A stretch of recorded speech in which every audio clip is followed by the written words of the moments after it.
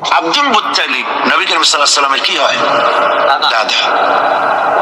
উনি দেখা করতে চাইলেন আব্রাহার সাথে, আব্রাহা পারমিশন দিলেন, তিনি ঢুকলেন, তাকে বসতে সম্মানের জায়গা দেওয়া হলো, কুরাইশদের নেতা তিনি। আব্রাহা বললেন, বলেন আপনি কি বলবেন? আব্দুল মুত্তালিব বললেন, আমি জানতে পেরেছি যে তোমার সৈন্যরা আমার জনগণে এবং আমার উট, দুম্বা, ভেড়া সমানে দখল করতেছে, জবাই করতেছে আর পাইকারি ধরে খাইতেছে, এগুলো সব ধরে নিয়ে আসছে। আমি তোমার কাছে এটা বলতে আসছি, তোমার সৈন্যদেরকে বলো আমাদের উট টুট যা ধরছে, ছাগল ভেড়া সব যেন ছেড়ে দেয়। আব্রাহা কইছে, আশ্চর্য কথা, আমি মনে করেছিলাম যে তুমি কাবা শরীফ ভাঙতে আসছি, আমি আমারে অনুনয় বিনয় করে তুমি বলবা যে কাবা ঘর রক্ষা করো, তুমি ভাঙবো না, তা না কই তুমি তোমার গরু ছাগল উট ভেড়া, তোমার কাছে কি কাবার চাইতে উট ভেড়া ছাগলের দাম বেশি? আব্দুল মুত্তালিব বললেন যে মোটেই না, ওইটার মূল্য আমাদের কাছে অনেক বেশি, তবে আমি ওইটার মালিক না, আমি উট ছাগল ভেড়ার মালিক, সেইটা আমি ছাড়াই নিতে আসছি, আর ঘরটা যার, আমি এই ঘর ধরে বলে আসছি, হে ঘরের মালিক, তুমি তোমার ঘর থেকে ঘরকে ঠেকাও। আল্লাহ পাক তখন ঘর ঠেকাই দিছিলেন, কারণ এই ঘর ঠেকাবার মতো কোনো লোক তখন ছিল না। বাইতুল মুকাদ্দাস যখন আক্রান্ত হয়, বাইতুল মুকাদ্দাস যখন ইহুদিরা আক্রমণ করে, তখন এই পৃথিবীতে 70 কোটি মুসলমান ছিল। যেই পৃথিবীতে 70 কোটি মুসলমান বাস করে, সেই মুসলমানেরা যদি তাদের কেবলায় উলা ইহুদিরা দখল করে নেয়, তা ঠেকাবার দায় দায়িত্ব তাদের মধ্যে, সেন্স অফ প্রেস্টিজ যদি ইস্যু না হয়, সর্দি গর্মি না হয়, এটা ঠেকাবার দায়িত্ব আল্লাহর নাই। আর বাবরি মসজিদ যখন ভাঙা হয়, তখন এই পৃথিবীতে মুসলমানদের সংখ্যা 125 কোটির কাছাকাছি। 125 কোটি মুসলমান যে পৃথিবীতে বাস করে, সেইখানে যদি মুসলমানেরা তাদের মসজিদ ভাঙ্গে, তাতে করে যদি তাদের গা না জ্বলে, তো আল্লাহ পাক এখানে তয়রান আবাবিল পাঠাবেন না, জরুরত নেই। ঠিক আজ অনুরূপ ভাবে ইরাকের উপরে যে হামলা হচ্ছে, পৃথিবীর মুসলমানেরা নিজেদের জমিন ছেড়ে দিচ্ছে, আমার জমিনের উপরে দাঁড়াই আমার বাইরে পিটাও, আমার ভাইকে মারো, হত্যা করো, আমি তোমার বিমান বাহিনীকে, আমি তোমার নৌবাহিনীকে, তোমার ল্যান্ড ফোর্সকে জায়গা করে দিলাম। এই যদি দেয়, তা আল্লাহ পাক সাহায্য কেন করবেন? আল্লাহর ওয়াদা, আল্লাহর সাহায্যের ওয়াদা তো মুমিনদের জন্য। ওয়াকানা হাক্কান আলাইনা নাসরুল মুমিনিন, মুমিনদেরকে সাহায্য করা আমি আল্লাহর জন্য ওয়াজিব। আল্লাহ রাব্বুল আলামিন কোরআনে কারীমের মধ্যে বলেছেন, ওয়ালা তাহিনু ওয়ালা তাহজানু ওয়া আনতুমুল আলাউনা ইন কুনতুম মুমিনিন। কোনো ভয় নাই, কোনো চিন্তা নাই, যদি মুমিন হও আমি আল্লাহ তোমাদেরকে বিজয় দান করব। ইজা ফাতাশ শারত ফাতাল মাশরুত। শর্ত যদি পালন করা না হয়, ওয়াদা পূরণ হবে না। শর্ত হচ্ছে মুমিন হও, আল্লাহ বলছেন আমি সাহায্য করব। আমরা কি মুমিন হইতে পারছি? জবাব চাই, মুমিন হইতে পারছি? নিজের বুকের কাছে হাত দেন, নিজের কলবের কাছে, নফসের কাছে প্রশ্ন করুন।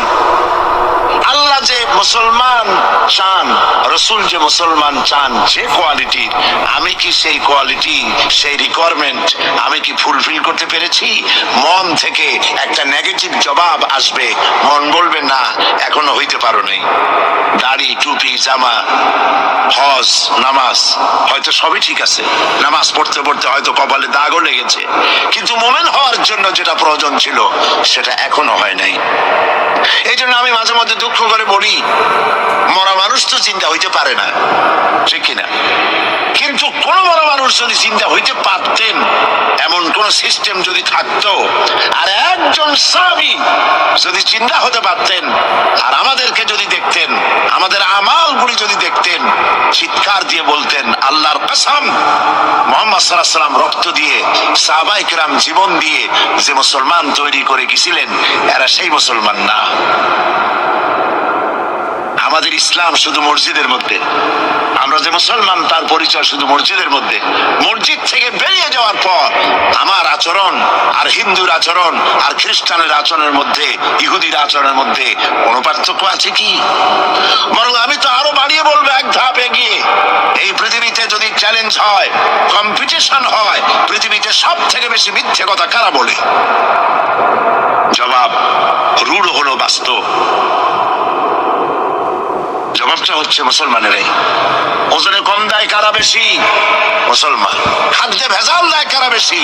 মুসলমান। তাহলে আল্লাহর রহমত আমরা কেন পাবো? এই জন্য কোরআনে কারীম যে উদ্দেশ্যে এসেছিল আমরা সেই উদ্দেশ্যকে পূরণ করতে পারিনি। কোরআন শরীফ, সুবহানাল্লাহ, সুবহানাল্লাহ, একটি বর্ণ মুহাম্মদ সাল্লাল্লাহু আলাইহি ওয়াসাল্লামের বানানো এর মধ্যে নাই। আল্লাহু আকবার।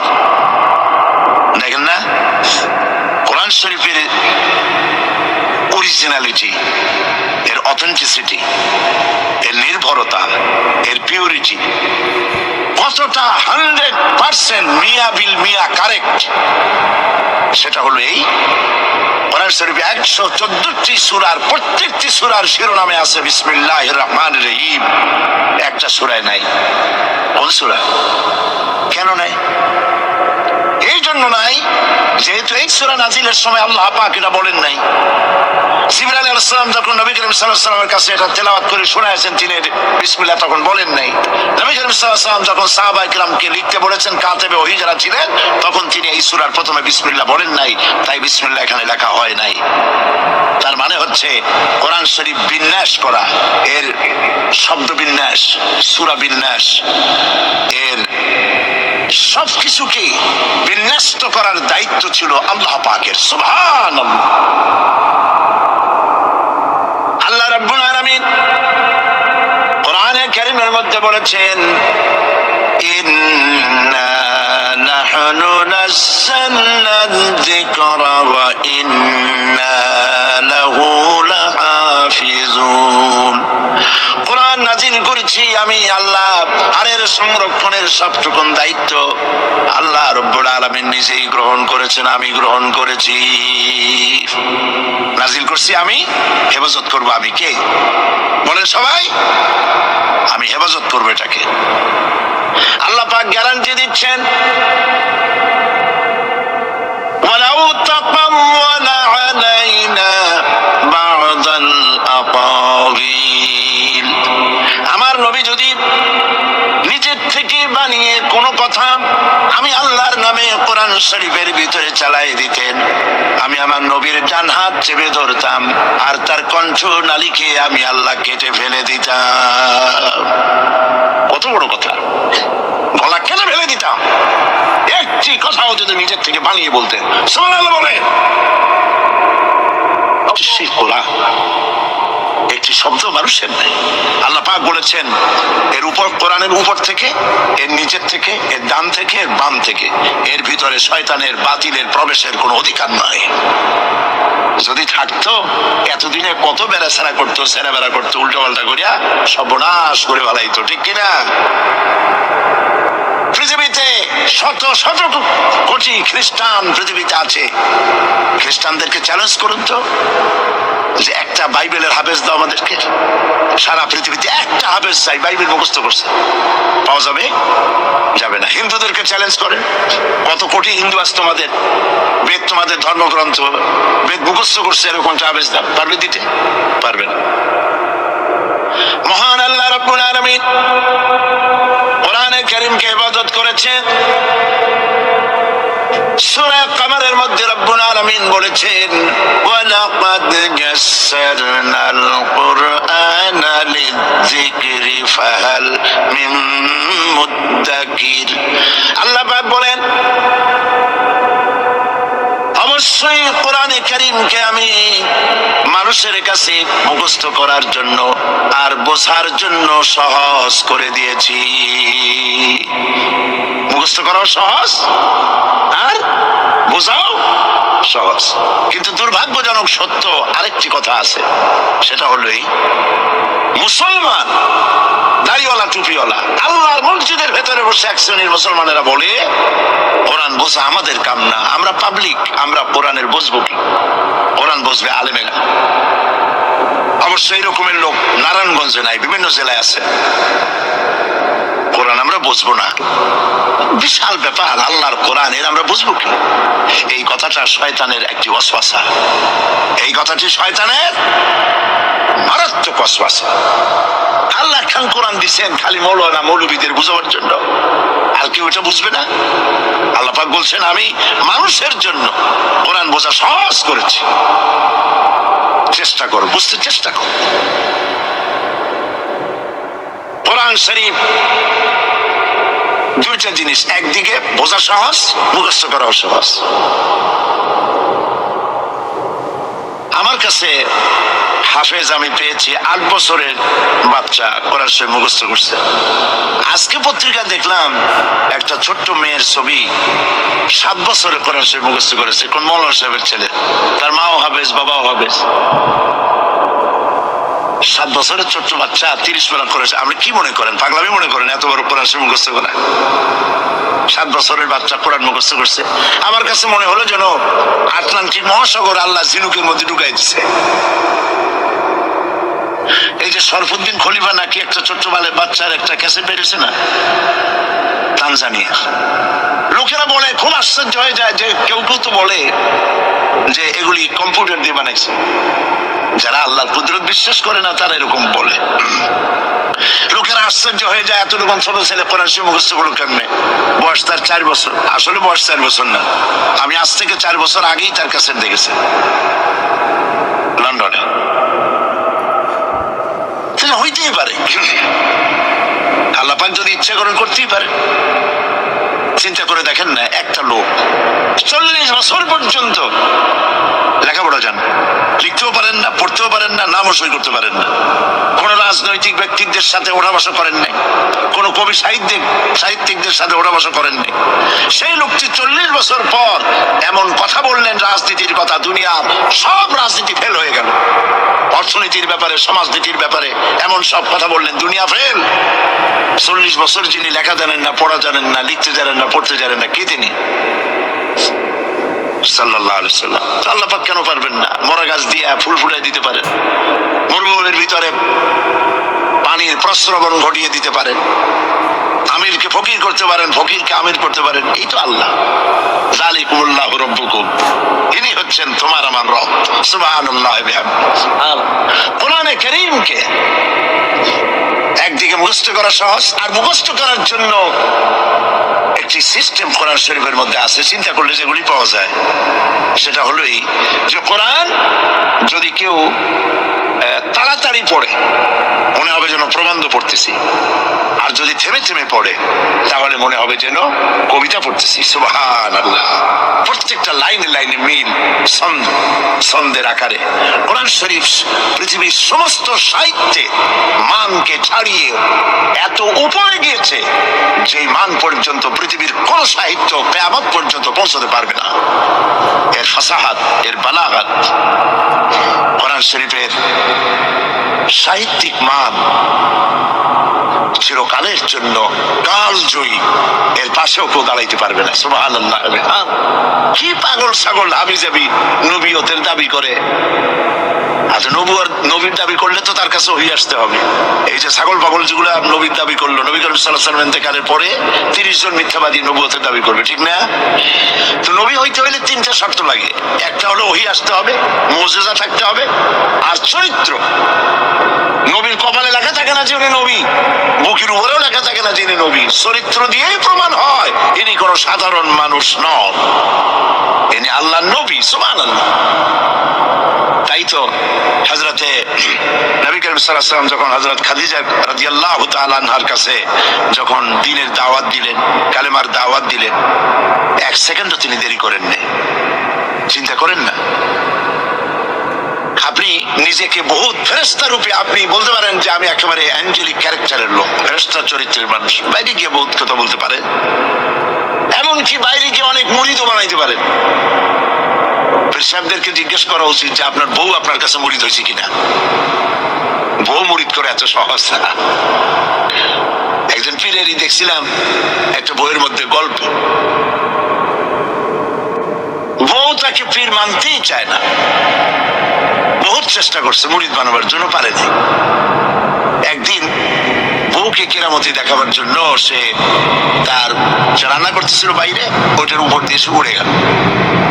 এরপরে সে নামলো, বউ তাকে দেখে বলে, দেখছো তুমি তো পীরগিরি করো, এই যে একটা লোক কেবলমাত্র পাগড়ি বাঁধতে মাথার উপর দিয়ে উড়ে গেল, তুমি কি এরকম পারো? আরে বেটি, আমি তো উড়ে গেলাম, তোমার দেখাবার জন্য তুমি বিশ্বাস করো না। ও, সেই জন্য তো একটু টাইট হয়ে গেছো, সোজা হয়ে যেতে পারো নাই। বউ তো তার স্বামীর জন্য জীবন দিতে পারে, তার ভালোবাসা সবটা উজাড় করে দিতে পারে, কিন্তু ঈমান আনা সহজ নয়। যেহেতু বউ, আপনি সবাইকে ফাঁকি দিতে পারবেন, আপনার স্ত্রীকে কখনো ফাঁকি দিতে পারবেন না। আপনি কোথায় যান, কত রাত্রে বাড়ি ফেরেন, কার সঙ্গে টেলিফোনে কথা বলেন, আপনার ইনস অ্যান্ড আউট, ভেতর এবং বাইরের সব সূর্যের মতো পরিষ্কার আপনার স্ত্রীর কাছে। এই জন্য নবী করিম সাল্লাল্লাহু আলাইহি ওয়াসাল্লাম বলেছেন, তোমাদের মধ্যে উত্তম সেই ব্যক্তি যে ব্যক্তি তার স্ত্রীর কাছে উত্তম। আমি আমার স্ত্রীদের কাছে উত্তম ব্যক্তি। সুবহানাল্লাহ। হযরত নবী করিম সাল্লাল্লাহু আলাইহি ওয়াসাল্লাম তিনি যখন হযরতে খাদিজাকে যখন দ্বীনের দাওয়াত দিলেন, কালেমার দাওয়াত দিলেন, বললেন এক আল্লাহর ইবাদত করো, আমারে শেষ জামানার নবী হিসাবে মেনে নাও, আখিরি নবী হিসাবে আমাকে মেনে নাও। হযরতে খাদিজা এক মুহূর্ত দেরি করেন নাই, সঙ্গে সঙ্গে পড়েছেন লা ইলাহা ইল্লাল্লাহু মুহাম্মাদুর রাসূলুল্লাহ। জোরে পড়েন লা ইলাহা। নারায়ণগঞ্জের মতো জায়গা মাহফিল করবেন তো বড় খয়রাত করতে নামবেন, ছোট্ট বাটি নিয়ে নামবেন কেন? বিরাট ঝুলি নিয়ে নামেন, কেউ তো বেশি দিলে তখন নেবেন কি করে? এই জন্য আপনি যেমন ব্যবস্থা করবেন সেরকম। আমরা তো আরামে বক্তৃতা শুনতেছি, আর ইরাকের মুসলমানদের ঘুম হারাম হয়ে গেছে, খাবার নাই। গতকাল ব্রাহ্মণবাড়িয়া বলেছি, ইরাকের গর্ভবতী নারীরা, তারা ডাক্তার সরকারের কাছে দাবি জানাইছিল যুদ্ধের একদিন আগে, বলছিল আমাদেরকে অপারেশন করে বাচ্চাগুলো বের করে দাও। আমেরিকার কাফেরদের বিরুদ্ধে লড়াই করে শহীদ হয়ে মরতে চাই।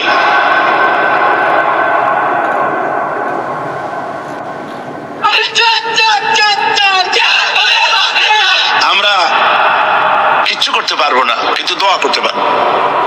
কি করতে পারবো? তবে দোয়া কবুল হোক আর না হোক এই নিয়ে তাড়াহুড়ো করবেন না।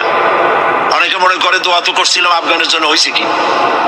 এই জাতীয় কথা বলা ইমানের বিপরীত, ইমানের খেলাফ। আপনার দোয়া কবুল করতে আল্লাহ বাধ্য নন।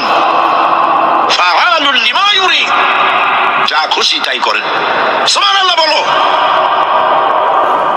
এই দোয়া যে করি, এই দোয়া কবুল আজ হবে, কাল হবে, অথবা 5 বছর 10 বছর পরে হবে, অথবা কবুল যদি না হয়, শাহনশাহ রব্বুল আলামিনের দরবারে দোয়া করা হয়েছে, এই জন্য আল্লাহ পাক কিয়ামতে মর্যাদা বৃদ্ধি করে দিবেন। দোয়া করতেই হবে, দোয়া ছাড়া পথ নাই। কাজে বসবেন, হাঁটাহাঁটি করা ঠিক না। হযরতে খাদিজাতুল কুবরা রাদিয়াল্লাহু তাআলা আনহা ঈমান এনে কালেমা পড়ে বললেন কি জানেন? বললেন আবুল কাসিম, হে কাসেমের পিতা, হে কাসেমের পিতা, আমি বিগত 15টি বছর আপনার সাথে ছিলাম স্ত্রী হিসেবে। আমি আপনার মধ্যে যে আচরণ দেখেছি, যে আখলাক দেখেছি, এটা কোনো সাধারণ মানুষের হতে পারে না। আপনি অবশ্যই আল্লাহর নবী, বিন্দুমাত্র সন্দেহ আমার নাই। সুবহানাল্লাহ। প্রিয় ভাই সব, সেই নবীতে প্রতিনিধিত্বের জন্য তিনটি শর্তের কথা বলেছিলাম। একটা হলো ওহী, একটা মুজিজা, একটা উন্নত মানের চরিত্র। ওহী ছাড়া নবী হওয়া যায় না। এই কোরআন সর্বশেষ ওহী মুহাম্মদ সাল্লাল্লাহু আলাইহি ওয়াসাল্লামের পরে। এরপরে আল্লাহর কোন ওহী আসবে না, একটা শব্দ আসবে না পৃথিবীর মানুষের জন্য। কমপ্লিট করে দেওয়া হয়েছে। আল ইয়াউমা আকমালতু লাকুম দীনাকুম ওয়া আতমামতু আলাইকুম নি'মাতি ওয়া রাদিতু লাকুমুল ইসলাম দীনা। এটাকে কমপ্লিট করা হয়েছে আল্লাহর পক্ষ থেকে। পৃথিবীর মানুষের জন্য আর একটি শব্দ প্রয়োজন নাই। বিজ্ঞানের আবিষ্কার যত বাড়ুক, কোরআন শরীফের কিচ্ছু তাতে আসে যায় না। যদি কোন আহাম্মক বলে যে বর্তমান হলো বিজ্ঞানের যুগ, কোরআন নাজিল হয়েছে কত বছর আগে? 1400 বছর আগে কোরআন নাজিল হয়েছে। সেই যুগের কোরআন আর এখন মডার্ন যুগ, এখন কি এগুলি চলে? আরে বাবা, তোমার বিজ্ঞান ফেলের সামনে। বিজ্ঞানের থিওরি হচ্ছে, বিজ্ঞানের একটি থিওরি এই যে বিজ্ঞানের কোন থিওরি ফাইনাল নয়। আজকে এক বিজ্ঞানী এক কথা বলে, কালকে আরেকজন আরেক কথা বলে। একদিন তো ডারউইন বলেছে এই মানুষগুলো মানুষ না, সবগুলা বান্দর। ও নিজেও বান্দর। বান্দর কেন? মানুষের নাকি দেখা যায় বান্দরের মতো। আচ্ছা বলেন, বান্দর আমার মামু হয়, শিম্পাজি আমার নানা, ওরাং ওটাং দাদা, এই বলে এর মধ্যে কোনো গৌরব আছে? এর মধ্যে কোনো গৌরব আছে? কোনো গৌরব নাই। ডারউইনের গোষ্ঠী বান্দরের গোষ্ঠী হইতে পারে, কিন্তু আমরা বান্দরের গোষ্ঠী না। আমরা আসছি আদম থেকে, আদম আসছে মাটি থেকে। সুবহানাল্লাহ। ওই সময় সে বলছিল, আমি চিন্তা করছি যে কয় বোতল খাইয়া এরকম লিখতে পারে। ওই সময় সে বলছে মানুষ বান্দর জাতি। এরপরে যারা পৃথিবীতে বিজ্ঞানী, তার সমকালীনের পরপরই যারা এসছে, তারা রিসার্চ করে বলেছে এই ডারউইনের এই কথা হলো একটা বান্দরামি, এটা ঠিক না। কারণ মানুষ যদি বান্দরের জাত হয়, তাহলে বান্দর তো পৃথিবী থেকে বিলুপ্ত হয় নাই। এখনো পৃথিবীতে বহুত বান্দর আছে। এই বান্দর গুলা, আমরা তো একটা বান্দর এরকম দেখলাম না যে কোমর পর্যন্ত মানুষের মতো হয়ে গেছে। আরো কিছু ভালো করে খাওয়াইলে তাড়াতাড়ি করে মানুষ হয়ে যাবে। অর্ধেক মানুষের মতো হয়েছে, 12 মানুষের মতো হয়েছে, অথবা মানুষ এই মাত্র হয়ে গেল বান্দর থেকে লেস কষে গেছে। এরকম হয়েছে কোথাও? কোন জিনিসের সাথে কোন জিনিসের সিমিলারিটি থাকলে এইটা ওইটার বংশের, এটা কি করে বলা যায়? তো এরকম বলেছে কেন তারা? মন যা বলেছে তাই বলেছে। ইন হুয়া ইল্লা ওয়াহয়ুন ইউহা। আল্লাহ পাক বলছেন নবী যা বলেন, কোরআনের নামে যা বলেন সব ওহী। তিনি নফস এবং প্রবৃত্তিকে অনুসরণ করে কোনো কথা বলেন না। আমি যা বলতে বলি তাই বলেন। সুবহানাল্লাহ। সুতরাং নবী করিম সাল্লাল্লাহু আলাইহি ওয়াসাল্লামের কাছে কোরআন এসেছিল এই কারণে যে কোরআন দিয়ে তিনি একটি সমাজ বিপ্লব করবেন, তাবিজ লাগবেন, এই জন্য কোরআন আসে নাই। বুঝেন কিনা কথা? এই যে দেখুন, আমার হাতে কোরআন শরীফ একটা আছে, ছাপা হয়েছে সুলেমানিয়া বুক হাউস, বাংলা বাজার, ঢাকা। কে তাদেরকে অধিকার দিল কোরআন শরীফ সেবে কোরআনের মধ্যে তাবিজের নকশা আঁকা? আল্লাহর কালামের সাথে এটা বেয়াদবি, বেহরমতি। এই জাতীয় কোরআন শরীফ বাজারে পাইলে আপনারা কিনবেন না। কোরআন শরীফ নাম্বার দিয়ে তাবিজ লেখার কোন অধিকার ইসলাম কাউকে দেয় নাই। কোরআন শরীফকে জাতির কাছে হালকা করেছে তাবিজের ব্যবসা দিয়ে। এটাকে একটা তাবিজের কিতাব বলে মনে করা হয়েছে। দেখুন সূরা ফাতিহা, এই নকশা গলায় বাঁধিয়ে রাখিলে মুক্তি পাওয়া যাইবে রোগ হইতে। সূরা মারিয়াম পেটে বাঁধে রাখলে বাচ্চা হবে তাড়াতাড়ি। সূরা ইউসুফ, এই নকশা গলার সাথে ঝুলায় রাখলে বিয়ে হবে তাড়াতাড়ি, কাঙ্ক্ষিত প্রেমিকাকে পাওয়া যাবে। এই জাতীয় আল্লাহর কালামের সাথে তামসা করেছে এরা। নাউজুবিল্লাহ বলে। তাবিজগুলো কি? কতগুলো দাগ দেওয়া, আর তার মধ্যে 573, 6072, 286, 1382। হারাম। আপনি 786 10 লক্ষ বার যদি দেখেন, একবার বিসমিল্লাহর সমান হবে না। ইমানকে সাফ করতে হবে। কোরআন কোরআন শরীফ তাবিজ লেখার জন্য আসে নাই। নবী করিম সাল্লাল্লাহু আলাইহি ওয়াসাল্লাম তাবিজ লেখেন নাই, অনুমতি দেন নাই। সাহাবায়ে কেরামের একজন সাহাবীও তাবিজ লেখেন নাই। ঝাড় ফুকের ব্যাপারে ইসলাম অনুমতি দিয়েছে। নবী করিম সাল্লাল্লাহু আলাইহি ওয়াসাল্লাম নিজে ঝাড় ফুক করেছেন, সাহাবায়ে কেরাম করেছেন। তাবিজ লেখে লেখা ধান্দাবাজি কারে কয়? বলে যে টিউবওয়েলের পানি, কুয়ার পানি, খালার পানি, বেড়ের পানি, ড্রেনের পানি, পুকুরের পানি, নদীর পানি, সব জায়গা দিয়ে পানি আনবা। জাফরানের কালি, তারপরে কালিজিরার ছাতু, এইগুলো মিশাইয়া এরপরে দাগ দাগ দিয়ে তাবিজ লিখলো। তারপরে লেখে এক এক পাশে ইয়া জিব্রাইল, ইয়া মিকাইল, ইয়া ইসরাফিল, ইয়া জিব্রাইল, হাবি জাবি কতগুলো লিখিয়া এই জাতীয় যা খুশি আল্লাহর ফেরেশতাদের নাম লিখে গলায় ঝুলাবার কোনো মানে নাই। এগুলি করে কোরআন শরীফকে বেহুরমতি করা হয়েছে। নাউজুবিল্লাহ বলেন। বিশ্বাস করুন, কোরআন তাবিজ লেখার জন্য আসে নাই, কোরআন এসেছে ভাগ্য পরিবর্তন করার জন্য। আল্লাহ রাব্বুল আলামিন বলেন, তাহা মা আনজালনা আলাইকাল কুরআনা লিতাশকা। নবী হে, কোরআন আপনার উপরে এই জন্য নাযিল করা হয় নাই যে আপনি আপনার ভাগ্য নষ্ট হয়ে যাবে, ভাগ্য বিপর্যস্ত হবেন, এই জন্য কোরআন আসে নাই। কোরআন এসেছে ভাগ্যকে সুপ্রসন্ন করার জন্য। সুবহানাল্লাহ। সেই কোরআনের সাথে সম্পর্ক করেছি তাবিজের, কোরআনের সাথে সম্পর্ক করেছি চুমা দেওয়ার, মাথায় রাখার, বুকে লাগাবার। হ্যাঁ ঠিক আছে, কোরআন শরীফ মাথায় লাগাবো না, কি লাগাবো? চুমা কোরআনে দেবো না, কোথায় দেবো? বুকে কোরআন লাগাবো না, তা কোথায় লাগাবো? এটা ঠিক আছে। কিন্তু আপনি বলেন, আপনি ডাক্তারের কাছে গেছেন, আপনি রুগী, ডাক্তার আপনাকে প্যাথোলজিক্যাল টেস্ট করে আপনার ডিজিজ কি তা ফাইন্ড আউট করে আপনাকে দিয়ে দিল, কি দিল? প্রেসক্রিপশন। আপনি প্রেসক্রিপশন গ্লাসের ভিতরে ভিজাইয়া 41 দিন সকালে আর বিকালে পান করলেন, অথবা প্রেসক্রিপশন ভাঁজ করে মাদুরের মধ্যে ঢুকাইয়া গলায় ঝুলাই দিলেন, অথবা প্রেসক্রিপশন সকাল বিকাল চুমা খাইলেন। রোগ ভালো হবে? রোগ ভালো হবে?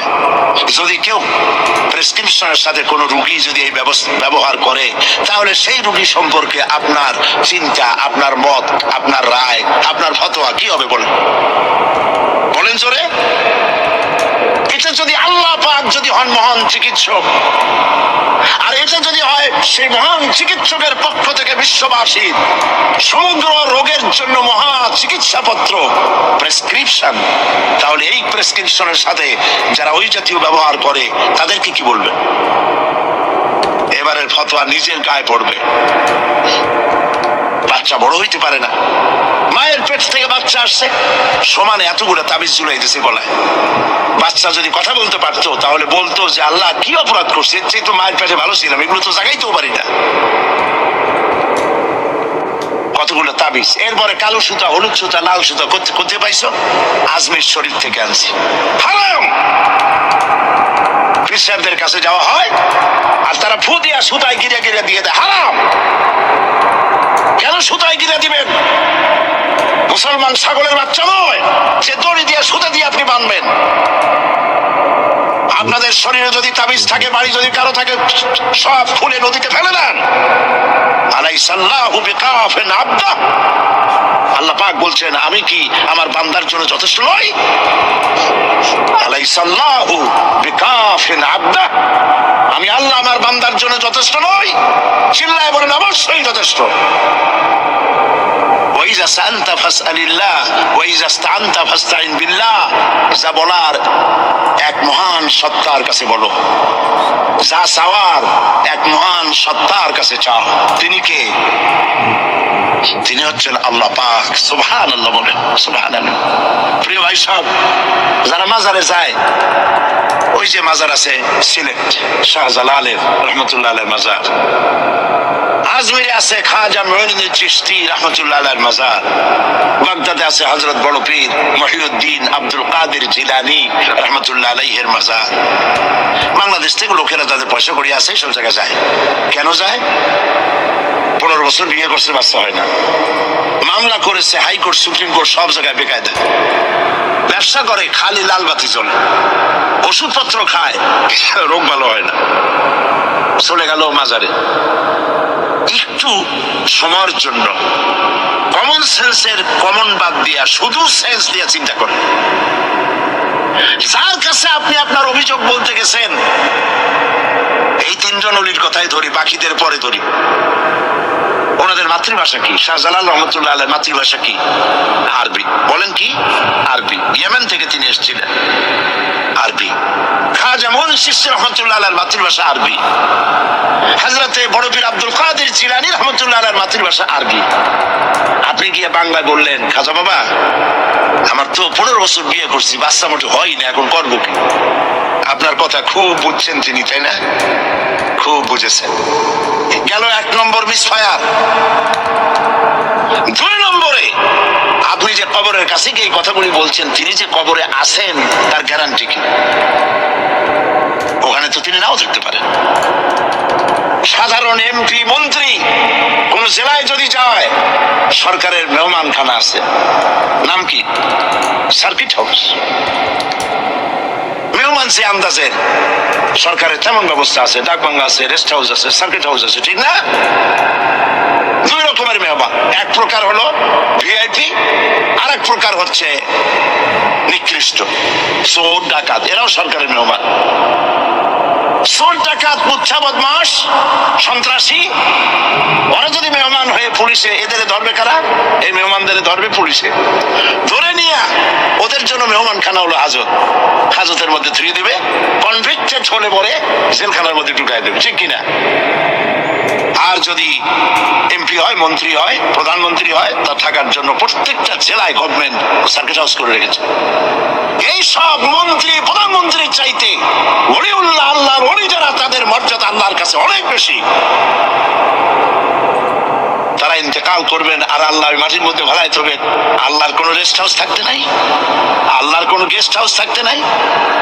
হয়তো তিনি কবরে নাই, গেস্ট হাউসে তিনি আরাম ফরমাচ্ছেন। 2 নম্বর মিসফায়ার। 3 নম্বরে, কবরে যদি থাকেও তখন তিনি ঘুমে আছেন না চেতনা আছেন? যদি ঘুমের মধ্যে থাকে তাহলে 3 নম্বর মিসফায়ার, কোনো কামে লাগলো না। এই জন্য চাইতে হবে এমন মহান সত্তার কাছে যিনি কখনো ঘুমান না, লা তাখুযুহু সিনাতুন ওয়ালা নাওম, যার ঘুমও নাই, তন্দ্রাও নাই। কে তিনি? চিল্লায় বলুন।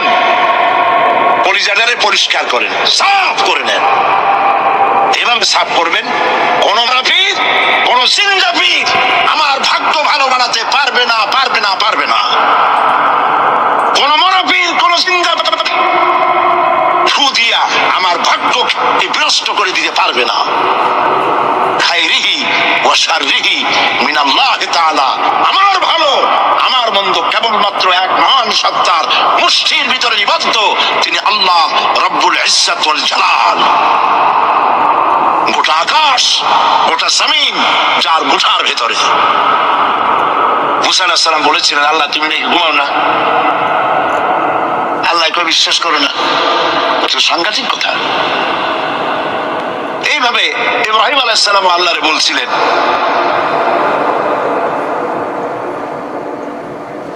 রব্বি আরিনি কাইফা তুহিয়িল মাউতা, আল্লাহ তুমি মরাকে চিন্তা করো কেমনে? আল্লাহ কয়, আওয়ালাম তুমিন, বিশ্বাস করো না? ইব্রাহিম আলাইহিস সালাম কাঁপে গেছেন। তিনি সাথে সাথে বললেন বালা। তিনি কিন্তু নাম বলতে পারতেন, যদি নাম বলতেন তো ভুল হইতো না, তো নাম আর বালার সমর্থ বদল। তিনি বলতেন হ্যাঁ, কিন্তু নাম বলেন নাই, বলেছেন বালা। সাথে সাথে একটু দেরি করেন নাই। আল্লাহ প্রশ্ন করেছেন, কত বড় লোট পয়গম্বরের জন্য, আওয়ালাম তুমিন, বিশ্বাস করো না যে আমি মরার চিন্তা করতে পারি? ইব্রাহিম আলাইহিস সালাম বললেন ভালা। এর অর্থ হচ্ছে হয় নট, কেন নয়, অবশ্যই বিশ্বাস করি। ওয়ালাকিন লিয়াতমাইন্না কলবি, তবে মূল বিষয় হলো যদি আমি চোখে দেখতাম, কানে শোনার, চোখে দেখা ব্যাপারটা একটু ভিন্ন।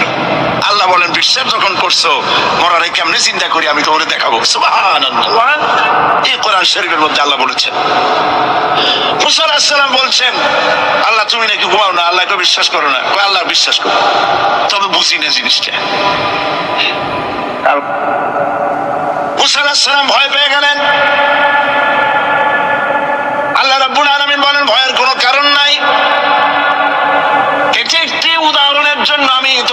গ্লাস নিয়ে দাঁড়িয়ে থাকতে বলেছিলাম, একটা গ্লাস হাতে নিয়ে কয়েকটা সেকেন্ড বা একটা মিনিটও দাঁড়াইতে পারলা না, হাতের থেকে ঘুমের কারণে ভেঙ্গে চুরমার হয়ে গেল। তোমার রব, তোমার আল্লাহ হাতের মুঠার ভিতরে সপ্ত আসমান জমিন কুল কায়নাত, এর কন্ট্রোলিং সিস্টেম, এর ট্রাফিক সিস্টেম সবকিছু আল্লাহ রব্বুল আলামিন কন্ট্রোল করেন। তোমার আল্লাহ যদি ঘুমায় যায় সব শেষ হয়ে যাবে। লা তাখুযুহু সিনাতুন ওয়ালা নাওম, তার ঘুমও নাই তন্দ্রাও নাই।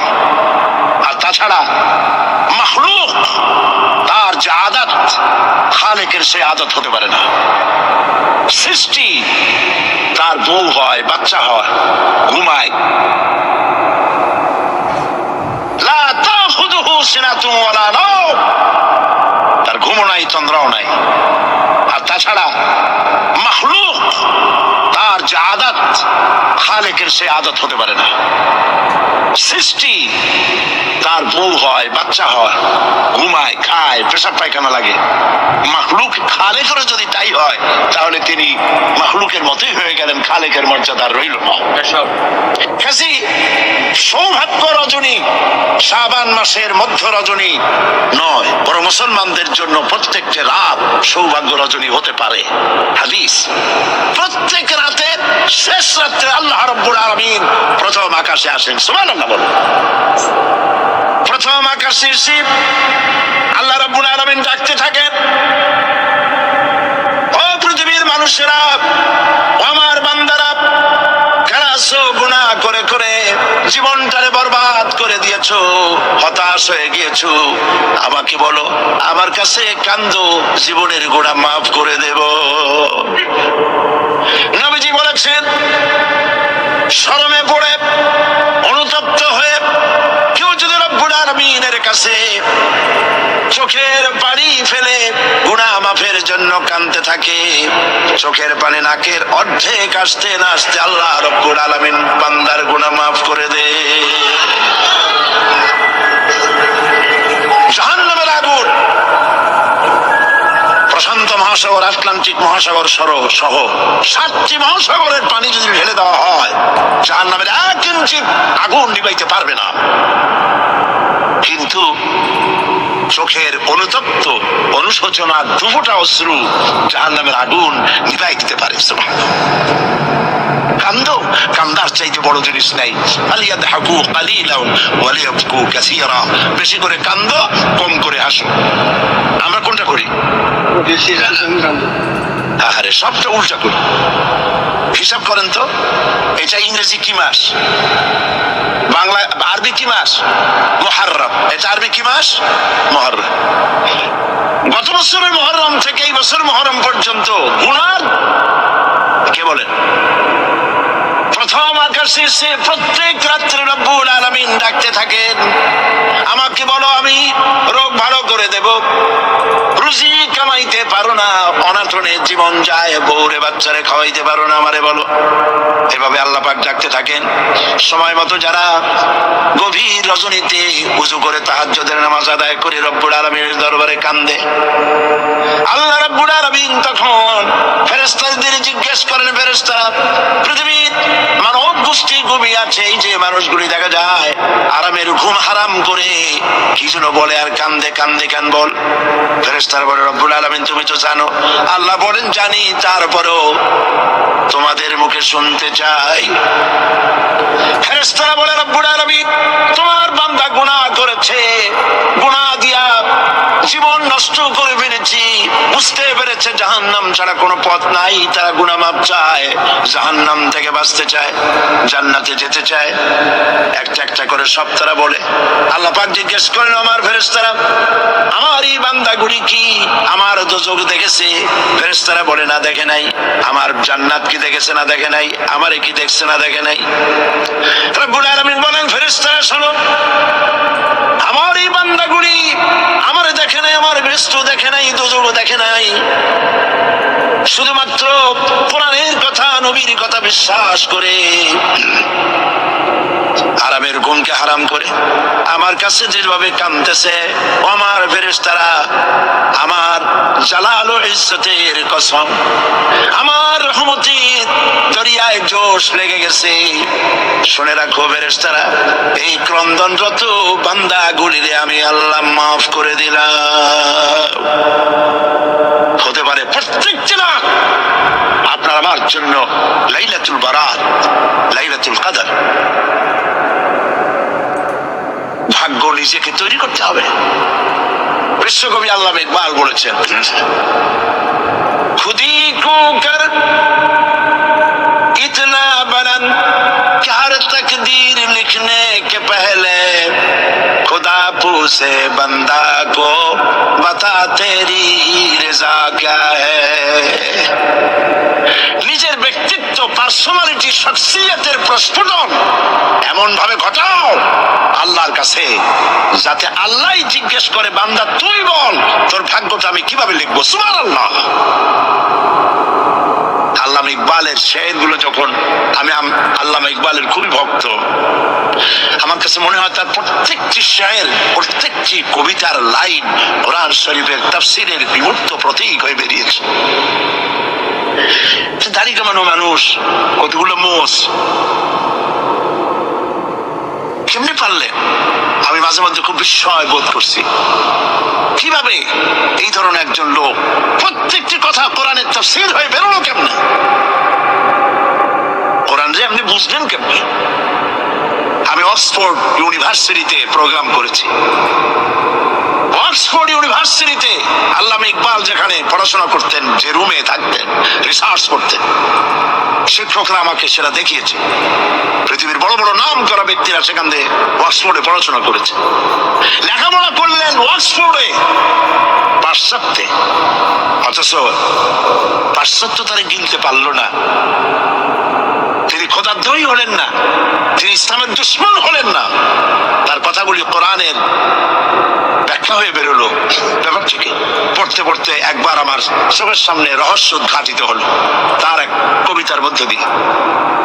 আল্লামা ইকবাল এক জায়গায় লিখেছেন, हीरा न कर सका मगरिब की दावा दानिश, हीरा न कर सका मगरिब की दावा दानिश, सुरमा था आग का मेरा खाके मदीना।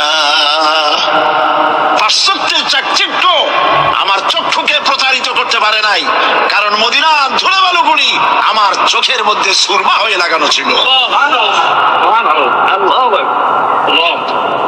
প্রিয় ভাই সব,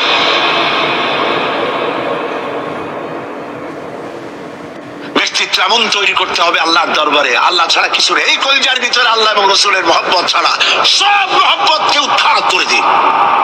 বিবির মহব্বত, বাচ্চার মহব্বত, পৃথিবীর মহব্বত, সব মহব্বতকে এর উপরে স্থান দিতে হবে আল্লাহ এবং রাসূলের।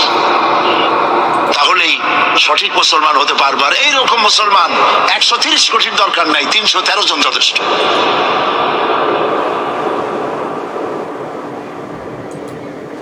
বন্ধুগণ, মহান আল্লাহ রাব্বুল আলামিন তিনি চান শিরক মুক্ত জীবন মুসলমানদের। ইন্না শিরকা লাযুলমুন আযীম, শিরক হচ্ছে মস্ত বড় জুলম, অপরাধ। শিরক করবা না। নবীজি বলেছেন, তোমাকে যদি হত্যা করা হয়, টুকরা টুকরা যদি করা হয়, তোমাকে যদি আগুন দিয়ে জ্বালিয়ে ছাই ভস্ম বানায় উড়ায় দেওয়া হয়, তবু আল্লাহর সাথে খবরদার শরীক করবা না। শিরক করি, জেনেও করি, না জেনেও করি, সওয়াবের নিয়তেও করি, ঠিক কিনা? খ্রিস্টানের নামে মানত করা হয়, জায়েজ নাই। মুসলমানরা মানত করে না, মেয়ে লোকেরা বেশি করে। একটু বিপদ পড়লি বাগদাদের নামে 5 টাকা, অমুক জায়গার খ্রিস্টানের নামে মুরগি, অমুক জায়গার নামে ডিম, হাবিজাবি মানত করে তোর হারাম। মানত হবে শুধুমাত্র কার নামে? বলেন জোরে, আল্লাহ ছাড়া কারো নামে মানত করা যাবে না। মাজারগুলির উপরে আগরবাতি, মোমবাতি, চাদর দিয়ে আমাদের দেশে মাজারগুলি যা করছে, আরে এই কি মুসলমানে করে? মুসলমানের সম্পর্ক তো মাজারের সাথে কোনো সম্পর্ক নাই। মুসলমানদের মুসলমানদের সম্পর্ক হবে মসজিদের সাথে। এই পৃথিবীতে শ্রেষ্ঠ জায়গা কোনটা? চিল্লায় বলেন। আর সব থেকে নিকৃষ্ট জায়গা কোনটা? বাজার, নট মাজার। বাজার নিকৃষ্ট, মসজিদ উৎকৃষ্ট। মাজারে কেন যায়? আপনার মনটা দুর্বল। মাজারের কাছ থেকে দেখবেন ট্রাক বাস যখন চালায় রেস কমায় দেয়, আসতে যায়, কি জানি যদি পিসাব এটা উল্টায় ভালাই দেয়। পিসাবের সম্পর্কে আপনার ধারণা এত খারাপ, উনি মরে গিয়েও আপনার গাড়ি উল্টায় মানুষ মারবে। নাউজুবিল্লাহ। মদিনা মুনাওয়ারায় মসজিদ নববী শরীফ, নবী করিম সাল্লাল্লাহু আলাইহি ওয়াসাল্লাম যেখানে শুয়ে আছেন, যার জাসাদ মুবারক, যার শরীর মুবারকের এক গেসা পশমও মাটির জন্য হজম করা হারাম, সেই মাজারের পাশ থেকে 130 মাইল 125 কিলোমিটার বেগে গাড়ি সমানে ছোটাছুটি করতেছে, কই অ্যাক্সিডেন্ট হয় না? এই ধরনের বাজে ভয় বাদ দিতে হবে। মাজারে আগরবাতি মোমবাতি চাদর দেওয়া জায়েজ নয়। মাজারে কোন দুঃখে আপনি কম্বুজ বানান? সেই দেশের মানুষ না খায় মরে, বিধবার শাড়ি নাই, এতিমের গায়ে চাদর নাই, মসজিদে কবরের মধ্যে গিয়া মশারি একটা টানাই দিয়েছে। আচ্ছা, আপনার পীর সম্পর্কে ধারণা এত খারাপ কেন? মশাই কি ওনার কবরের মধ্যে যেও কামড়াবে? যে ব্যক্তি মশারি টানাই দিল কবরের উপরে, দেখা যাবে তার মায়ের মশাই খায়, তার বাপের মশাই খায়। আরে কপাল পোড়া মুসলমান। চাদর যদি কবরে দেওয়াই লাগে, তাহলে রাসূলুল্লাহর কবরে উম্মতেরা যদি দেওয়া জায়েজ হতো, নির্দেশ হতো, তাহলে রাসূলের কবরে সুতা দিয়া না, সোনার সুতা দিয়া চাদর বানাইয়া, অথবা উম্মতেরা নিজের কলজা নিজে ছেড়ে রাসূলের কবরে চাদর বানাই দিত।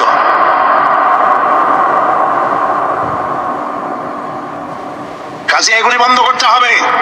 হাইকোর্টের মাজার, শাহ আলী বাগদাদের মাজার, বিভিন্ন জায়গায় যত মাজার আছে, এই সব মাজারে যাওয়া বন্ধ করে দিতে হবে।